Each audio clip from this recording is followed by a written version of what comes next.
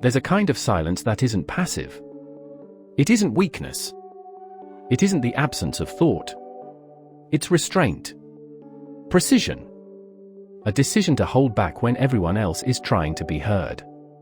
Thomas Shelby is not quiet because he has nothing to say.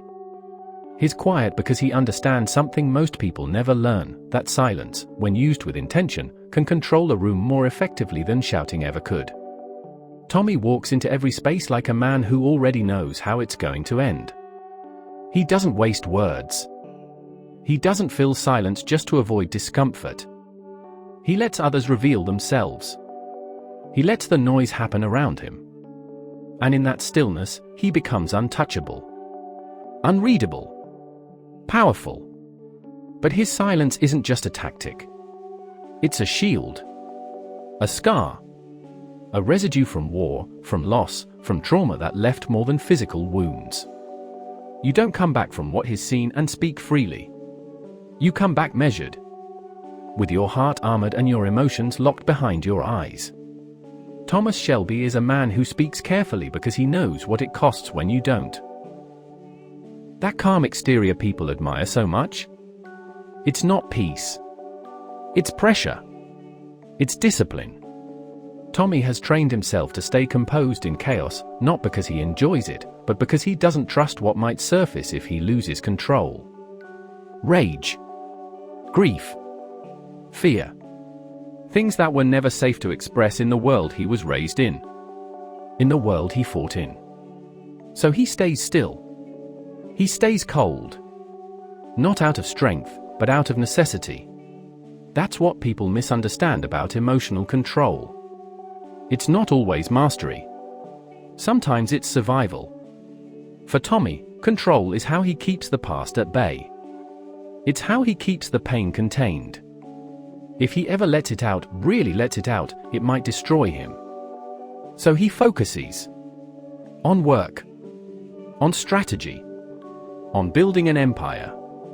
Because building something is easier than feeling everything. And in that stillness, he becomes more than a leader. He becomes a symbol. A man who can't be shaken. Who always has a plan. Who never flinches. But here's the tragedy: while others find safety in his calm, Tommy finds isolation. He's surrounded by people, but none of them really see him. Not because they don't want to, but because he won't let them.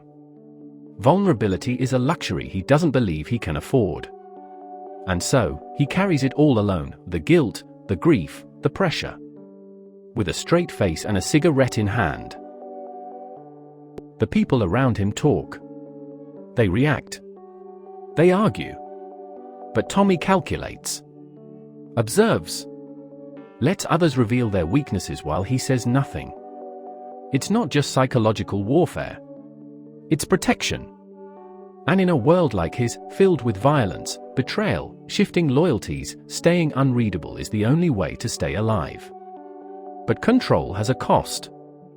And you see it in the quiet moments, when he's alone. When the weight slips through the cracks. His silence becomes heavier. Not strategic, sorrowful. Not composed, exhausted. His calm isn't endless. It's eroding. And as the show goes on, you realize that the thing that made him powerful is also what's killing him.